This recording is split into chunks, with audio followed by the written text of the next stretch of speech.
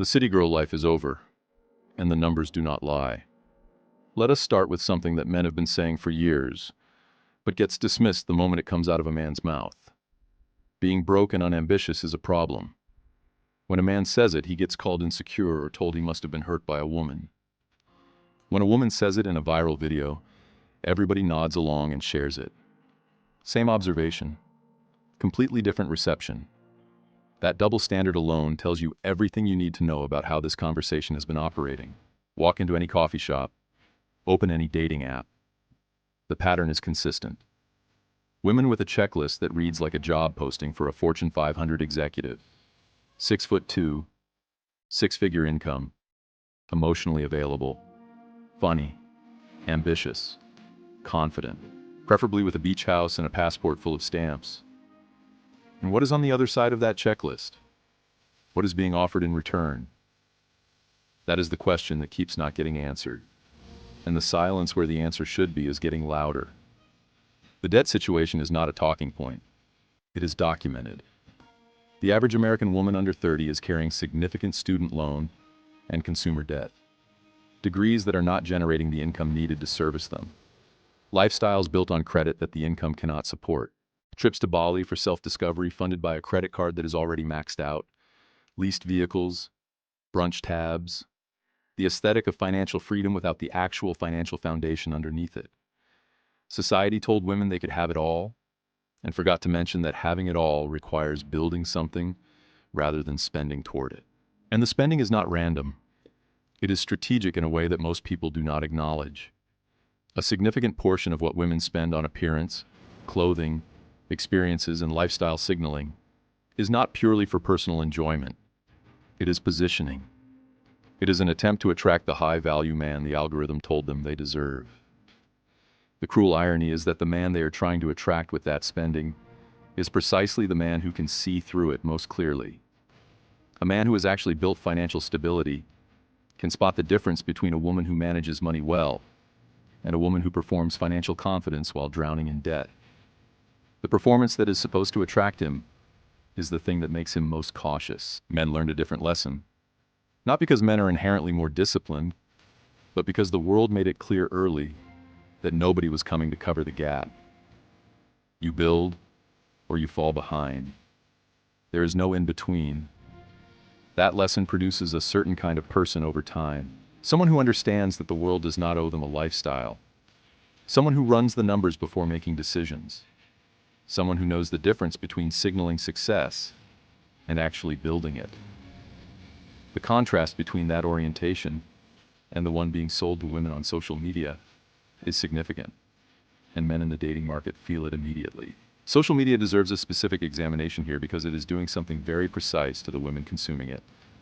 The platforms are built to maximize the feeling of being desired, filters that elevate physical appearance, algorithms that surface the most flattering content, a constant stream of male attention from hundreds or thousands of men who are competing for engagement.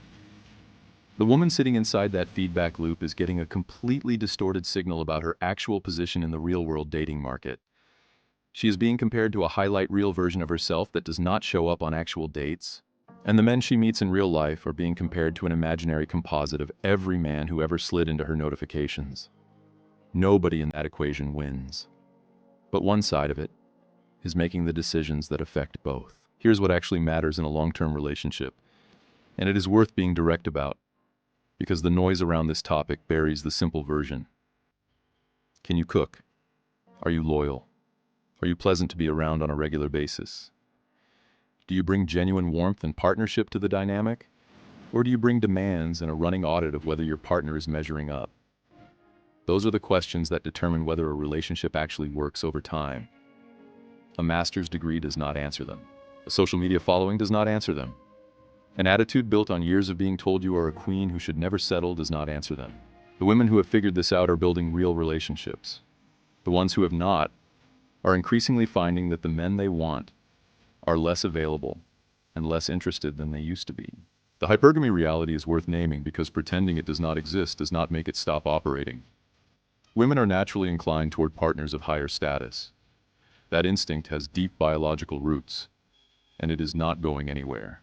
The problem in the current environment is that hypergamy is running in a market where the top percentage of men that most women are competing for have more options than any previous generation of men in history. Those men are not under pressure to commit. They have access to a rotating supply of attention from women who are all pursuing the same small group. Meanwhile, the large majority of men who are genuinely stable, hardworking, and relationship-ready are being passed over consistently. Those men notice, and eventually they stop raising their hands.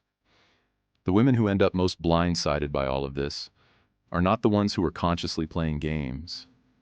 They are the ones who genuinely believed the script they were handed, who actually thought that maintaining high standards was the same thing as having high value, who spent their most attractive and energetic years building a career and a lifestyle and an Instagram page, and arrived at 35 wondering why the relationship they also wanted somehow never materialized alongside everything else.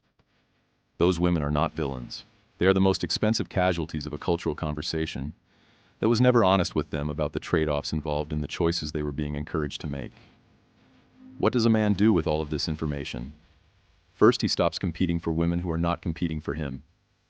The man who chases a woman whose standards were set by an algorithm is not going to win that competition because he is not competing against real men. He is competing against a fantasy. Walk away from that competition entirely. 30 vets seriously. Debt load. Attitude toward accountability. How she treats people who cannot do anything for her. Whether she has genuine warmth or just performance of it. These are not shallow criteria. They are the things that actually determine whether a relationship is worth building. The entitlement that has been cultivated in a generation of women is not those women's fault entirely. They were handed a cultural script that told them their standards proved their worth, that accountability was optional, that the right man would show up and absorb whatever they brought to the dynamic without complaint. That script was always going to produce the outcomes it is producing.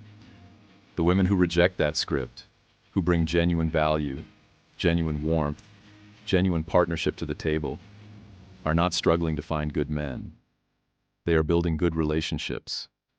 The difference between those two groups of women is not looks or credentials. It is orientation. It is whether you are approaching a relationship as something you are building together or something you are auditing someone else to deserve. What men are also starting to realize is that their time and energy are finite resources that deserve to be directed with intention.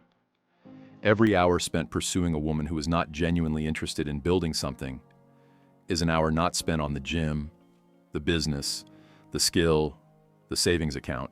The men who understand this are not becoming monks or swearing off relationships entirely. They are simply becoming more deliberate, less willing to perform endlessly for access, less willing to absorb disrespect in exchange for company, more focused on what they are building regardless of whether a woman is watching. And ironically, that shift in focus is exactly what tends to make them more attractive to the women who actually have something to offer. The City Girl era promised freedom and delivered a generation of women with debt, diminishing options, and a growing awareness that the life the algorithm sold them does not match the life they actually want. That is not a victory for men. It is a loss for everyone. But it is also a correctable situation for any individual woman willing to be honest about what actually produces the outcomes she wants, rather than what produces the most engagement on her next post. That is all for today on Circle of Kings.